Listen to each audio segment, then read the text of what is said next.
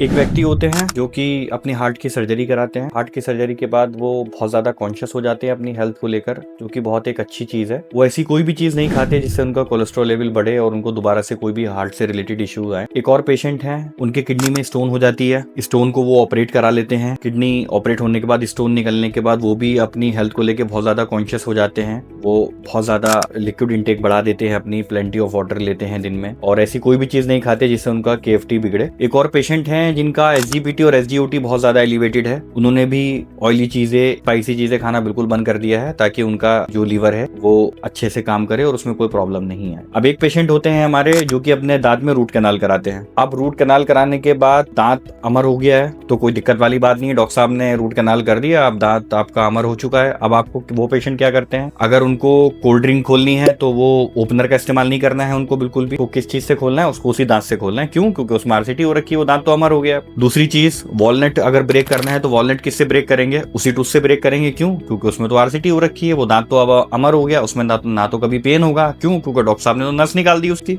ठीक है, क्या क्या हैबिट उनकी है, वो टोबाको भी खा रहे हैं, वो स्मोकिंग भी कर रहे हैं, वो ब्रशिंग सिर्फ दिन में एक बार कर रहे हैं, रात को कभी ब्रश नहीं करते हैं। कोई जरूरत नहीं है ब्रशिंग करने की रात को, वैसे भी आपको, क्योंकि आपने RCT करा ली है, जरूरत नहीं है किसी भी चीज की। तो यहाँ सिंपल सा क्वेश्चन ये रेज होता है कि पेशेंट को छोटी सी हार्ट में प्रॉब्लम हुई, लीवर में प्रॉब्लम हुई या किडनी में प्रॉब्लम हुई, तो वो बहुत ज्यादा अपनी हेल्थ को लेकर, अपने उस पर्टिकुलर ऑर्गन के लिए बहुत ज्यादा अवेयर हो गया। वो उन सारी चीजों को अवॉइड कर रहा है जिससे वो चीज उस पर्टिकुलर एरिया को इफेक्ट करेगी। तो ये चीज दांत में क्यों नहीं अप्लाई होती है? अगर आपने रूट कैनाल करा लिया तो वो दांत जिंदगी भर के लिए अमर हो गया। क्या ये बात सही है? देखिए, दांत तो अमर, दांत क्या कोई भी शरीर का चीज कभी भी अमर नहीं हो सकता। ठीक है, ये एक ऊपर वाले का दिया हुआ ही, जैसे हमारी बॉडी के और ऑर्गन है, ये भी ऊपर वाले ने हमें दिए हैं। तो किसी भी मेडिकल ट्रीटमेंट के द्वारा इसको ठीक करा जा सकता है, लेकिन जितनी आपको प्रिकॉशन की जरूरत और चीजों में है, उतनी ही प्रिकॉशन की जरूरत आपको उस RCT वाले टूथ में, आपने इवन कोई भी प्रोसीजर कराया है तो उसमें भी आपको केयर की जरूरत है बहुत ज्यादा। आप ब्रशिंग मेंटेन रखिएगा, दोनों टाइम आप ब्रश करिएगा, सुबह को भी, रात को सोने से पहले भी। फ्लॉसिंग भी आपको मेंटेन करनी है। जैसे आपके, अगर आप कोई हार्ट का पेशेंट है, वो ऐसी चीजें नहीं खा रहा है जिससे कोलेस्ट्रॉल लेवल बढ़े, तो आप भी ऐसी चीजें नहीं खानी है जिससे बहुत ज्यादा एक्सेस लोड पड़े। एक्सेस लोड का मतलब ये नहीं है कि आप खाना पीना बंद कर देंगे, आप वो फालतू की चीजें सारी अवॉइड करिएगा। जैसे मैंने आपको बताया, पेशेंट वॉलनट ब्रेक करता है, पेशेंट का सबसे पहला क्वेश्चन होता है, डॉक्टर साहब मैं इधर से गन्ना खा सकता हूँ क्या?